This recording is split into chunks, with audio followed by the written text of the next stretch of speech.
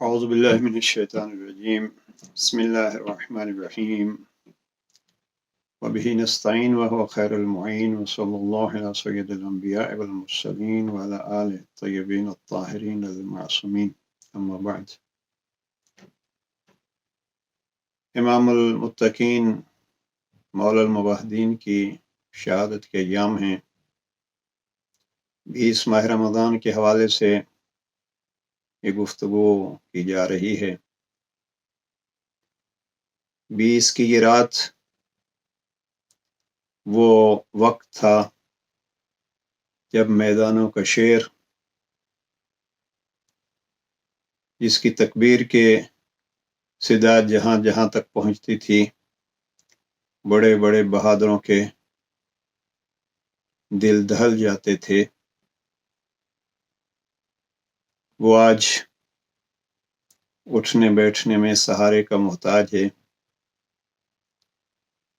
والی نہج البلاغہ کے خطبات میں ارشاد فرماتے ہیں سارا عرب اگر اکٹھا ہو کے علی پہ حملہ کر لے تو علی کسی کو پشت نہیں دکھائے گا وہ امیر المومنین آج بستر شہادت پہ لیٹے ہوئے ہیں وہ ذات گرامی جو نہج البلاغہ کے خطبہ 230 میں ارشاد فرماتے ہیں ہم اقلیم سخن کے فرما رواں ہیں ہم کلمات و بیان کے حکمران ہیں اس حاکم کلام اس فرما روائے بیان کا وہ منظر بھی سامنے ہے کہ اس حالت میں بھی دعوی سلونی جاری ہے کیا مقام بیان کیا جائے اس امام کا جس نے ساری زندگی یہ دعویٰ جاری رکھا سلونی قبلان تفقدونی کسی پروگرام میں ہم یہ تفصیل سے عرض کر چکے ہیں لیکن آج ایک جملے کا اضافہ کر رہے ہیں علی اور وہ اضافہ یہ ہے فرماتے ہیں پوچھ لو لیکن اپنے سوالوں کو مختصر کرو کیوں یا علی اس لیے کہ زہر میں بجھی ہوئی تلوار جس میں مبارک پہ تلوار کا زخم اپنی جگہ پہ زہر کا اثر اپنی جگہ پہ زہر کی وجہ سے چہرہ زرد ہو چکا ہے پیشانی پہ پٹی بندھی ہوئی ہے لیکن سلونی کا دعوے دار علی وہ میرے مولا اس حالت میں بھی ایک وصیت لکھوا رہے ہیں جس وصیت کو ہم اس گفتگو میں علی علیہ السلام کی تمنا کے عنوان سے پیش کر رہے ہیں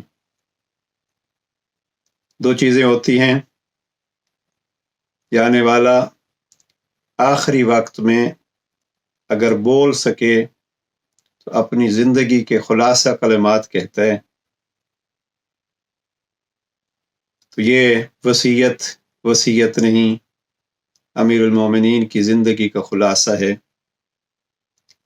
دوسرا یہ کہ جب کوئی شخص کسی سے محبت کرتا ہے تو اس کے آخری کلمات اس کے لیے اتنے مہم ہوتے ہیں ساری زندگی کی باتیں وہ بھول جا سکتا ہے لیکن آخری کلمات کو وہ زندگی بھر یاد رکھتا ہے ہم نے دیکھے وہ محبت کرنے والے 20-25 سال پہلے اگر ان کا کوئی پیارا چلا گیا اور کوئی چند لفظ اس نے لکھ کے چھوڑے تو اس کو ایک بڑے خزانے کی طرح سنبھال کے رکھتے ہیں اور بڑے بڑے شخصیات کے خطوط کو بڑی حفاظت کے ساتھ رکھا جاتا ہے قائد اعظم علامہ اقبال ان کے خطوط اگر کسی کے پاس ہوں تو وہ بڑی میراث سمجھتے ہیں۔ ہمارے امام کا بھی آخری وقت کا وصیت نامہ ہمارے پاس موجود ہے۔ آئیے کوشش کریں ان ایام میں کم از کم امام کے ان وصیتوں کو پڑھ لیں۔ سید رضی نے نہج البلاغہ میں 4 مقامات پر ان وصیتوں کو لکھا ہے۔ پہلے حصے میں کلمات خطبات میں خطبہ نمبر 68، خطبہ نمبر 147، اور پھر مکتوبات کے حصے میں مکتوب نمبر 23 اور مکتوب نمبر 47۔ یہ 4 مقامات ہیں جہاں جناب امیر علیہ السلام کی وصیت پیش کی گئی ہے۔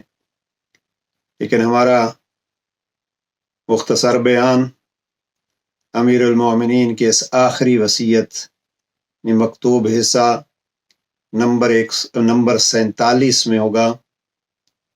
اگر آپ اس کو دیکھیے، جناب امیر المومنین علیہ السلام نے یہاں 20 احکامات کی طرف اشارہ فرمایا ہے، یا یوں کہوں امام کی زندگی کے آخری لحظات میں چاہتے امام یہ ہیں کہ ان 20 چیزوں کو اپنایا جائے۔ اور بڑا خوب کہا عیسائی مصنف نے جورج جرداق نے کہ یہ علی اپنی زندگی کے اختتام پر بھی انسانیت کے لیے رہنما اصول چھوڑ رہے تھے کہ اگر آپ ان کو اپناؤ گے تو آپ کی انسانیت کمال تک پہنچے گی۔ ذرا دیکھیے اس میں جناب امام نے خطاب کے انداز سے کیا۔ امام فرماتے ہیں اوصیکما، اے میرے 2 بیٹے، اے حسن و حسین، پہلا خطاب حسنین شریفین کو ہے۔ اوصیکما بتقوی اللہ، میں آپ دونوں بیٹوں کو تقوی الہیہ کی وصیت کرتا ہوں۔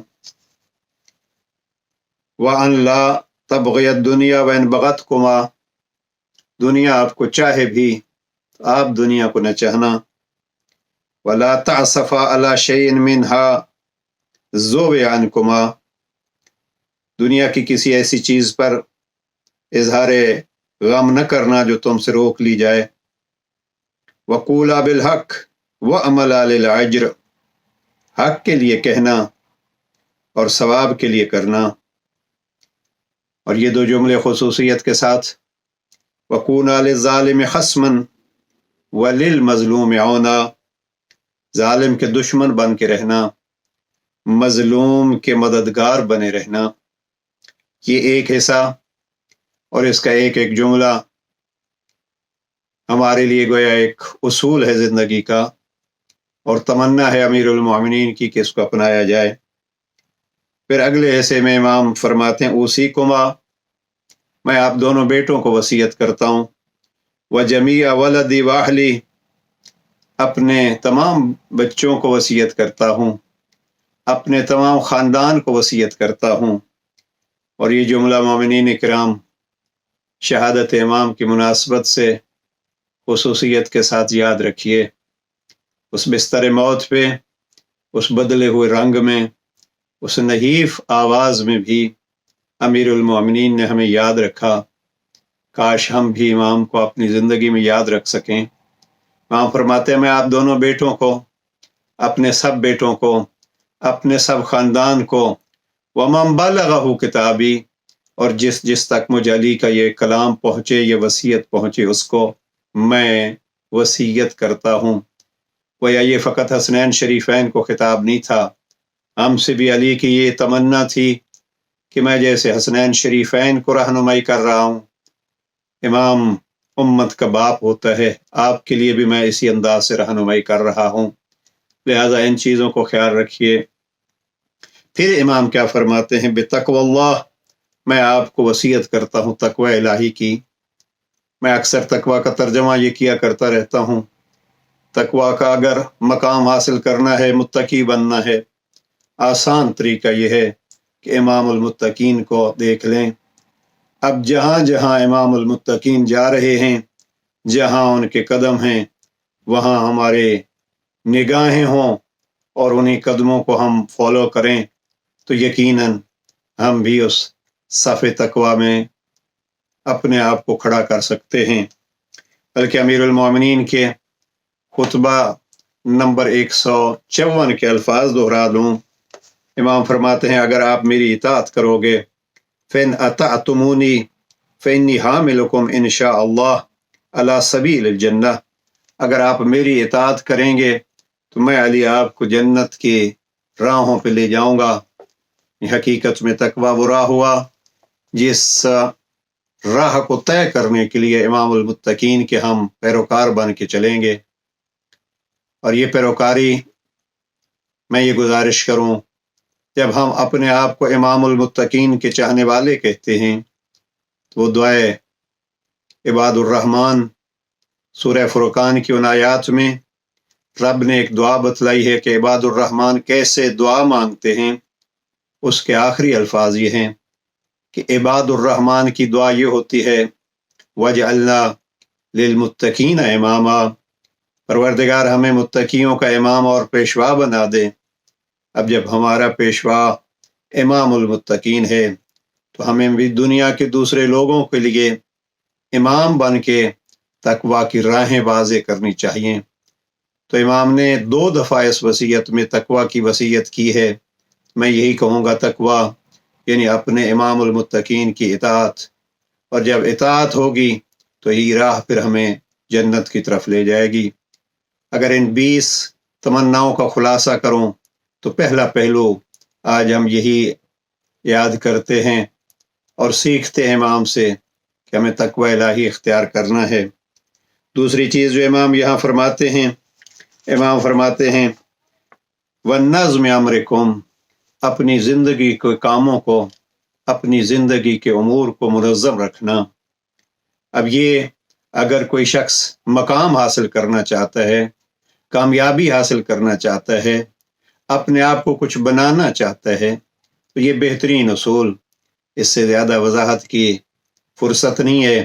نظم امرکم، اپنے امور کو منظم رکھیے۔ اور تیسری چیز جو خصوصیت کے ساتھ اگر کہوں تو ایک تمنا ہم یاد کر سکتے ہیں اور آج اسی پہ توجہ فرمائیے۔ وہ کیا ہے؟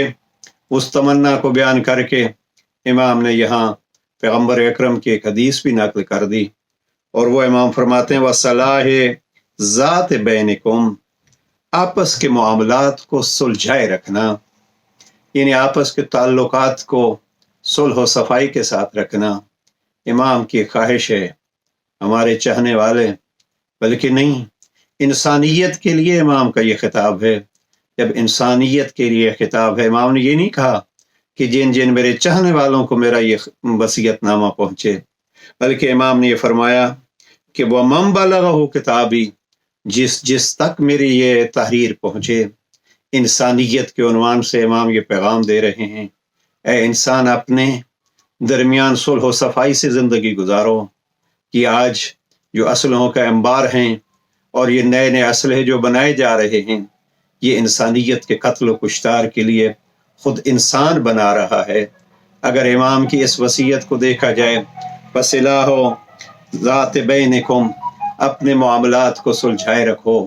اور پھر یہاں امام فرماتے ہیں اے فرزندان فَإِنِّي سَمِعْتُ جَدَّكُمَا، میں نے آپ کے جد امجد سے سنا ہے کہ آپ فرمایا کرتے تھے صلاح ذات البین افضل من عامت الصلاۃ والصیام، کہ رسول اللہ فرمایا کرتے تھے کہ لوگوں کے درمیان، انسانوں کے درمیان صلح و صفائی کرا دینا یہ عام نماز اور روزے سے بھی افضل ہے۔ ایک حدیث میں دیکھ رہا تھا، پیغمبر اکرم فرماتے ہیں کہ مصلح کو مجاہد جتنا اجر ملتا ہے۔ اور چھٹے امام فرماتے ہیں اگر کہیں کسی لڑے ہوئے بھائیوں کے درمیان صلح کرانی پڑے تو مجھ امام صادق کا پیسہ اگر خرچ کریں تو اجازت ہے کہ خرچ کیجئے۔ یہ وہ مقام ہے جہاں صلح و صفائی کی اہمیت بیان کی گئی ہے۔ تو یہ عرض کرنا چاہتا ہوں، آئیے ایام عید قریب آ رہے ہیں، کیا ہم نے دوسروں کے ساتھ صلح کرنے کے لیے قدم بڑھایا ہے؟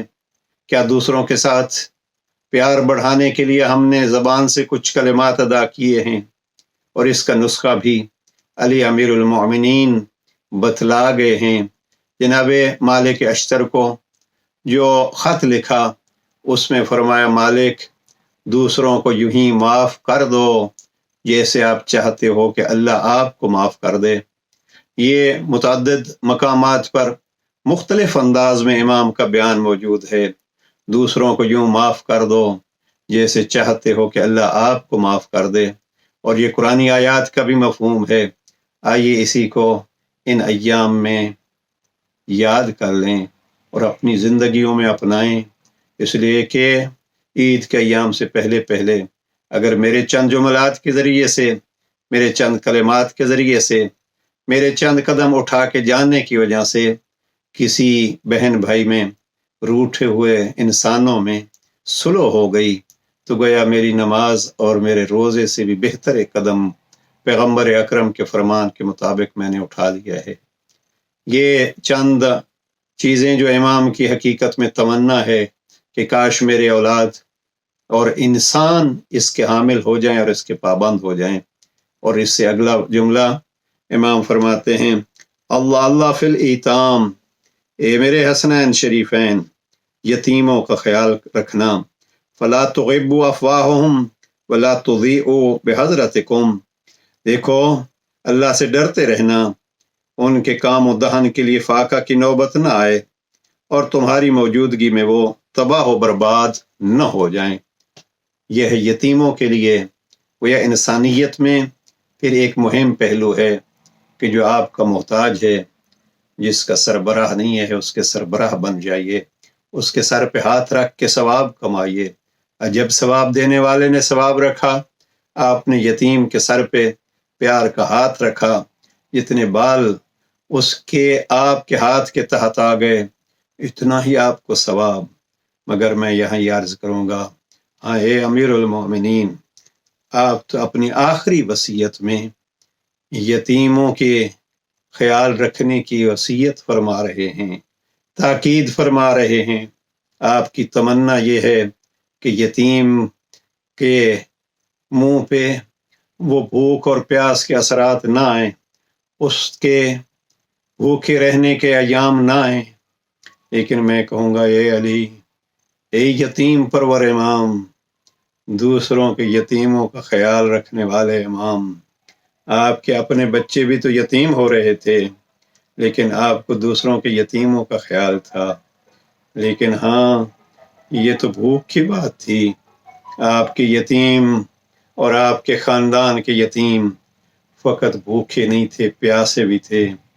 اور اے امام، آپ کے خاندان میں تو نوبت یہ آئی کہ آپ کے 6 ماہ بیٹے نے 6 شعبہ تیر سے پانی پیا، وہ پیاس بجھائی گئی علی اصغر کی تو حرملہ کے 3 شعبہ تیر سے۔ اور مولا بات یہیں تک نہیں، جب آپ کے بیٹے کی شہادت ہوئی، شہید کربلا 3 دن کے پیاسے، اور میدان کربلا میں فرات کے کنارے پہ پیاسے مارے گئے۔ اور ایک سوال آپ کی بیٹی نے، آپ کی یتیمہ بیٹی جناب سکینہ نے اپنے بابا کی سواری سے کیا تھا، اور وہ سوال یہ تھا یا جواد ابی سوکے ابی ام قتل عطشانا، میرے بابا کی سواری مجھے بتلا، میرا بابا جب میدان جنگ میں گیا تھا تو 3 دن کا پیاسا تھا، کیا میرے بابا کو کسی نے پانی پلایا تھا یا میرا بابا پیاسا مارا گیا؟ ہاں مولا، جس کوفے میں یتیموں کے لیے وصیت فرما رہے ہیں، آپ کے یتیم 61 ہجری میں اسی کوفہ میں آئے، کاش آپ ہوتے۔ ان کے چہروں سے بھوک و پیاس ظاہر تھی، غربت کے اثرات ظاہر تھے، اور جب کسی خاتون نے چھت سے کھجوریں پھینکی، کسی بچے نے جو اٹھانا چاہا تو جناب زینب کبریٰ کی صدا آئی، بچوں بھوکے رہ جاؤ مگر یہ صدقہ نہ کھاؤ، ان صدقۃ علینا حرام، ہم اہل بیت ہیں اور ہم پہ صدقہ حرام ہے۔ ہاں یا علی اٹھیے، اسی کوفہ میں جن یتیموں کے خیال رکھنے کی وصیت کر رہے تھے، آپ کا اپنا خاندان یتیموں کی ایک بڑی تعداد لے کے آپ کی بیٹی آئی ہیں، یا علی بیٹی کی مدد کیجئے، یتیموں کی مدد کیجئے، الا لعنت اللہ علی القوم الظالمین۔